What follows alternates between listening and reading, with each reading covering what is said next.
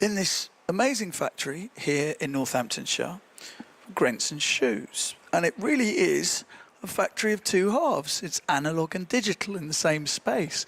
I look out over the factory part of it where there are people working away, making shoes, and some of the equipment dates back to the 1930s. Very difficult to find spare parts for. And then on the other half of this giant warehouse, stroke factory, is the warehouse part.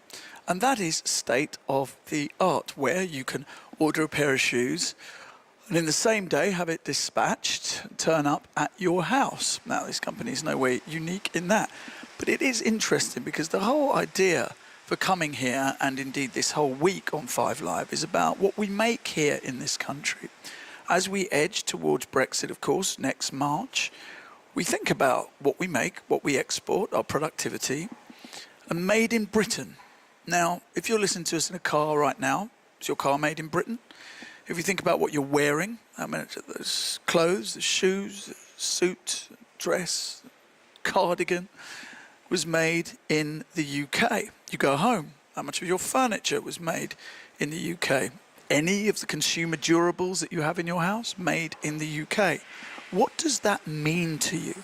How powerful a statement is it as you go around the world? Perhaps you're well-traveled.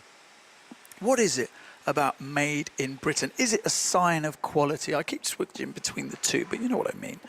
Is it still a label to be proud of? Now, this shoe company goes back to 1866, but this area, Northamptonshire, it's 9 centuries of shoemaking in this area. And it goes from, you know, shoes that are made here at a couple of £100 to shoes at John Lobb, which will cost you over £1,000. I mean, this really is bespoke as well as mass, but, you know, still luxury. It's handmade, and as I said, if I look out the rows, I could be looking at a scene from Coronation Street, looking at his men and women standing behind their machines or sitting behind their machines, and you can hear the whir of the sewing machines and the machinery that's doing all kinds of things that I couldn't possibly describe to you, but we will later on as we walk down onto the floor. So what do you think? Is Made in Britain still a label to be proud of? And while, of course, perhaps you voted for Brexit, and part of that was about patriotism, about standing up for what Britain makes, what Britain represents. But then, how much of your stuff is actually made in Britain? Do you go out of your way to say, well, I'm not going to buy that product, I'm going to buy this product. I might have to pay more for it, but I'll pay more for it because I know that it's made in this country. Well, let's speak to Tim Little. He's the boss here at Grenson Shoes. Tim, hello. Hi, how you doing? I'm good, man, I'm good. Thanks for joining us. Now, you were doing quite well in advertising. Didn't need to give that all up for the headache of running a factory and having all of these people's livelihoods on your shoulders. Why did you do it? I think really just the whole idea of making something is really, really special. And here in the factory, as you've seen already, we literally get the skins come in the door at the beginning of the process and leave at the end of the day as a pair of beautiful shoes. And there's something really special about that, and it's also about the people who make them, the people down on the shop floor down there who are making them every day, and the personalities and the skills and the craft that just makes it much more interesting to me as a thing to do every day than putting together ads. You were originally asked to come in and help turn the company around. Yeah, that's and right. then you ended up owning it because, as I said, it goes back to 1866. Yeah. So when you first came here, what were the challenges? I think the biggest challenge was that the factory at that time had tried to rely on the fact that it was just made in England, and it didn't realise, I think, the business, that it had to modernise and it had to be a modern business. And the craft was wonderful, and that was perfectly intact, and there were very few changes needed to be made to that craft to make it any better. But everything else around it, the infrastructure of the business, the marketing of the business, and in particular telling the story. You know, Grenson was really a kind of forgotten brand at that point. And it was a tragedy because you'd walk into the factory and there's this wonderful thing going on, and at the time, 140 years of heritage, and yet very few people knew about it. So I think a big part of it was telling the story. Why was it important for you to make shoes here in this country? You could have slashed your labour costs. You could have got it made in China. Bigger profit margin. Why not? I think at the end of the day, I'm a marketing guy, and I learnt for the first part of my career in marketing and advertising, I learnt the importance of a story, and that people don't just buy a product. They don't just walk into a shop and take something off a shelf, like the look of it, and pay the money and go. They like to know a bit more than that, particularly at the time men were very interested. This was a menswear business. We now do women's as well, but back then it was men wanted to know where things were made, how they were made, the backstory behind it, and they wanted to buy into not just a pair of shoes but a company who make them and the story behind it. So for me it was a lovely story, and something that I thought had an enormous opportunity to make more of. What is it about Northamptonshire that has, I mean, obviously we're here at Grenson, but I mentioned John Lobb and Trickers are here, Churches is here. Why this part of the country? Well, I think if you go back to the history, I think it started out with tanneries being in this area. And back in those days, we're talking hundreds of years ago, when travel was really difficult, like-minded businesses would stay together so that they could work together to share certain services and staff and what have you. I think the tannery started here because there's a lot of water, and very pure water in Northampton. And then from the tanneries, the shoemakers grew up near the tanneries because they didn't want to travel too far. And as in many places around the country, like the potteries, for example, or steel in Sheffield, there are many economies and advantages to being in the same place as even your competitors. You can't walk through a door of a business in the UK now without dropping the B word. Brexit is on its way next March. How do you feel about the future of a company such as this? Are you optimistic? Well, there's two sides to it for me. On a personal level, I feel sad. I think Brexit is a shame. But on a business level, we don't have a choice but to make it successful, and we will make it successful for us. So at the moment, what we don't know is what the outcome's going to be. Almost nothing has been decided yet in terms of what it will mean for businesses like us. There's loads of speculation, but no real decisions have been made on trade or how easy or difficult it will be to trade with Europe in the future. But what's important to us is that we're always on the front foot, always looking for opportunities. So is there a bigger opportunity to trade with America or with the Far East, or Japan's a big market for us, for example, and also is there an opportunity to look at how we do trade with Europe? Europe's very important to us, and it will never go away as a market. But as a business, we've got to make sure we're efficient enough to make it work, whatever the outcome of the Brexit negotiations. And what feedback do you get from abroad about this tag "Made in England" for you specifically, but "Made in Britain"? What cachet does that carry with it, if indeed it does? Well, I think it means different things in different industries. In our industry, I feel a lot of it is about heritage. A lot of it is about what we've been doing for many, many years. And the skills that we have downstairs have literally been passed down from, 1866, when we made our first pair of shoes. So those skills have been passed from father to son all the way down to the people who are making the shoes now. And I think that heritage and that understanding that people, when they buy a pair of shoes that are made in this factory, that they feel this is a company that knows about making shoes, and that all of that understanding and that heritage has gone into that pair of shoes. So I think for us it means that, and that's something that's very important to us. but it's not the only thing. We don't want to become a museum brand. We want to be a modern business.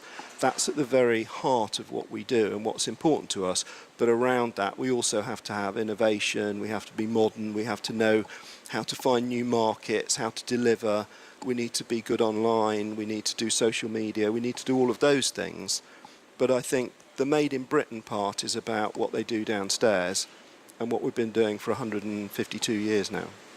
Tim, thank you. Stay with us. We've got two leading experts on fashion with us and Brand Britain. Adam Manso is the CEO of the UK Fashion and Textile Association. Now, that's the industry body for fashion and textiles here in the UK. There you go. It does what it says on the tin. It's not trying to confuse any of us. Kendall Robbins is sitting next to Adam, who is Fashion Programme Manager for Arts in the British Council. She organises events all over the world to promote British fashion. Soft power. Made fashionable. First question to each of you, Adam and Kendall, and good afternoon. Thank you for joining us on 5 Live. Is what does the label Made in Britain mean to you, Kendall? Because you're originally an American from Ohio, no less. So what does that mean to you, Made in Britain? Yeah, we were talking about this earlier, and I think it's interesting at British Council, when we do arts programs overseas, we don't define a British artist as somebody that holds a UK passport or who was born here.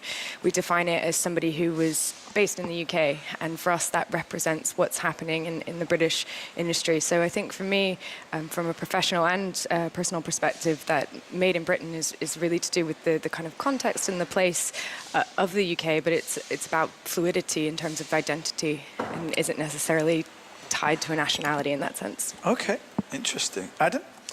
For me, it means a number of different things. I mean, picking up on Tim's point about heritage. So I'm currently wearing a pair of shoes that were made in Northamptonshire. I'm wearing a jacket where the wool was grown and spun and woven in Scotland. So there's that whole heritage tradition piece. But it's also about the future of design, the future of product. So we send designers all over the world, and they all come with that fantastic heritage of English education. But we also have fantastic products. I mean, you were talking earlier about your car. Not only is your car necessarily made in the UK, but the airbag. If you have a crash, that airbag that comes out of the steering wheel to save your life, that's almost certainly made in the UK. So we have fantastic innovation in this country in terms of our fashion and textile industry, as well as that heritage piece. But no zips. No zips. There are no zips. You told me earlier on there's no zip manufacturers in the UK. We make huge amounts of different varied things. So, for instance, there's a company up in Lancashire who are making ice hockey sticks out of carbon fibres, which we're selling into Canada and the US. Now, who would have thought? But that's a textile company. So we make all sorts of weird and wonderful things here in the UK. And in terms of Brexit and what that means for the people that you speak to in your industry, optimism? New markets, new challenges? Again, picking up Tim's point, I mean, we will make it work, whatever it is. I mean, the major problem at the moment is we don't know what it is. And that business hates that. Business hates that uncertainty. It's the middle of the selling season at the moment. We have concrete examples of people not placing orders with UK companies because they don't know what the future is going to be. So this is where fashion designers will go to the various places in the world and sell into stores. Absolutely. So we've been out in Germany, and we're out currently in New York. But we've had examples of shops in New York not placing orders with UK brands because they don't know what the cost of buying a UK brand is going to be, because they don't know what the tariff's going to be. Equally, we've got the high street at the moment suffering quite badly. A lot of that's to do with the currency situation. So the currency dropped 20%, which has made importing clothes 20% more expensive. And if you look at that fast fashion end of the industry, a huge amount of that comes out of countries like Bangladesh and Pakistan, where currently we access all of that manufacturing with zero tariff duties on. Now, and it is an a big if we go for a hard Brexit, in Bangladesh we go from 0% tariffs to 25% tariffs overnight, and we import £2 billion worth of product from Bangladesh alone. So it could have a significant impact, a huge impact if we go down that hard Brexit route. But we're all pushing very hard for the most easy transition that we can have, particularly with Europe. Over 70% of this industry's exports go to Europe, so we need to make sure, and about 40% of our imports come from Europe, so we need to make sure that there's as frictionless a border as we can possibly get. From a British Council perspective, Kendall, what are the British brands that mean something abroad? When you're travelling the world and hearing back from people in the far-flung reaches of the 100+ countries that the British Council has a presence in. What do you hear? Yeah, I think there's the obvious ones, which is that a brand like Burberry, who has the kind of very clear brand identity, is obviously something that transcends quite far. What I've actually found being on the ground that's quite interesting is that there is actually quite poor understanding of British brands and knowledge of that. I was doing work in Nigeria, and we did an initial scoping report, and actually people didn't know that Paul Smith or Vivienne Westwood were British designers, which we kind of took for granted. Wow. And, doing work in Pakistan, where we have a huge fashion program, speaking to young designers there, they said, well, actually, we watch American TV online, and that's how we kind of learn about brands. So they said, if the Kardashians wear it, we know about it. And they weren't accessing kind of the mainstream fashion magazines as we would consider it, just kind of limited to Vogue. So again, very consumer focused and often very focused on kind of French and Italian brands. So I think there's a kind of misunderstanding in some regions, but in others we see, places like Eastern Europe, there's, a huge appreciation, China as well, for the emerging brands coming out of the UK as well. So, the kind of Wales Bonners of the industry, or Erdem and that kind of thing. So I think it's quite a mixed bag. And equally, I think heritage brands, again, in places like China, have a very strong presence and understanding. That's a problem, Adam, isn't it? I mean, if the British Council were saying, well, look, we're going out into the world and they don't know that Paul Smith and Vivienne Westwood are British. I mean, to be clear, I don't think either of them made a secret of the fact that they are very, very British indeed. I mean, good grief, Vivienne Westwood had an Anglomania diffusion line. No, it is. I mean, I think that the promotion of brand Britain and UK fashion and textile is hugely important, and we rely heavily, particularly with those new emerging brands, on government support to take small companies to overseas trade shows. So currently we take about 700 companies to overseas trade shows. And without that export support from the government to help those small companies, and I'm talking companies that are turning over less than £500,000, to get them on that ladder, because breaking a fashion brand onto the high street in the UK is incredibly difficult, because we're dominated by all the big players like Marks and Spencer's and all the rest of them. So small fashion brands tend to start with an export journey. So helping those companies develop their exports overseas and to grow the whole concept of the UK's fashion and textile industry is hugely important. I'm fascinated that Paul Smith isn't known as a UK designer, but most of the time he is. There's a few occasions where that's not the case. Well, that's awkward. Tim, we spoke earlier before the show started, and you talked about the disappearing skills. In a company like this, and hopefully we'll get to speak to some of the people down there in a bit. As people have been here for 3 generations or so. But how difficult is it for a company like yourselves to attract young British people to want to come and work here? Well, it's very difficult. I mean, it's probably the single biggest challenge that we have as an industry. And there are several reasons for that. First of all, a lot of young people don't see it as a good future, to work in a factory, but also they see it as an industry that's contracted enormously over the years. So it'd be interesting to ask some of these guys here whether they would recommend their children coming into the industry as they were recommended by their parents. But it's very difficult. It doesn't feel, to many people, I don't think we sell it very well though, because I think working here as well is a really nice experience, and I think that the people who do work here love it. They love what they do. They get enormous satisfaction out of creating this lovely product.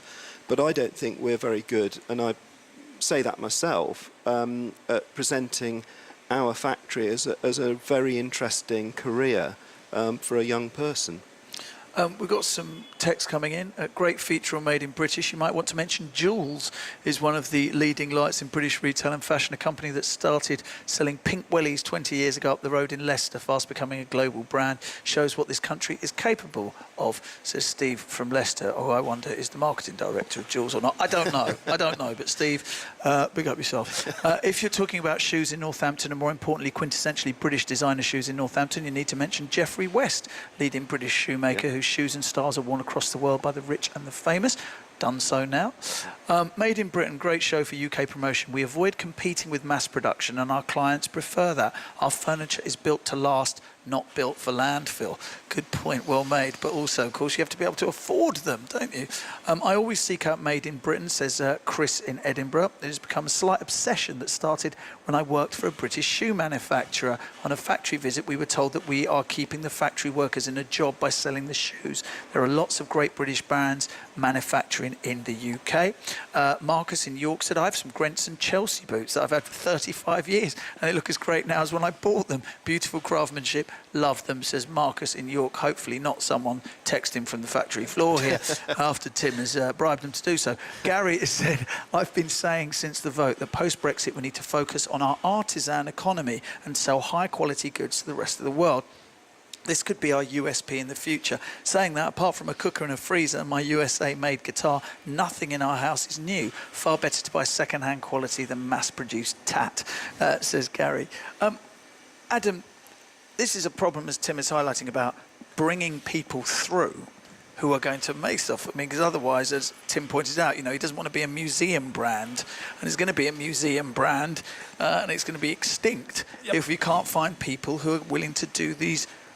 Because as Tim points out, the people who work here are craftspeople. They're not workers as such. They're craftspeople. Absolutely, and that problem of bringing young people into manufacturing affects every single corner of our industry. So it's not just in Northampton, it's up and down the country. And it's systemic. I mean, it's not just about manufacturers not explaining what great jobs there are here. I mean, certainly the thing that Tim talked about, people being concerned that their grandparents may have been laid off or their parents may have been laid off. But it also starts back in school. There is no craft teaching in our schools anymore. Nobody's taught sewing in schools anymore. All of our fashion degree courses are all about fashion design. There's hardly any of the manufacturing skills. So we tend to turn out fantastic fashion designers who can draw wonderful and create wonderful creative product. But when it comes to about making it, they don't understand how to do that. So it's about not only the manufacturers putting forward what a great place it is to work and that it's not dark satanic mills, it's light, it's clean, it's a fantastic environment, and they're all making beautiful product. But it's also about working with the government to making sure that young people realise that there are fantastic opportunities in manufacturing. So in our industry, everyone either wants to be the new Vivienne Westwood or wants to be the new buyer for Marks and Spencer's. Well, actually, there's literally hundreds and hundreds of different types of jobs within a manufacturing sector that could be computer related or engineering related, as well as being actually on a sewing machine. So there's a huge range of opportunities there, and we just need to get a lot better at telling people about them. And we talked a lot about optimism. How optimistic are you then that the Department of Education will look at this and say, yes, we need to start tinkering with the curriculum to encourage young people into these kinds of trades? We are talking to them. We're talking a lot to the Institute of Apprenticeships about changing the way that apprenticeships are run. And I know that in the footwear industry, we've just agreed a new apprenticeship for footwear. And we're also talking locally with schools, because a lot of what is made here in the UK, and I should have said this at the beginning, £9 billion worth of product is made here in the UK in the fashion and textile industry, and it employs over 100,000 people actually working on the factory floor.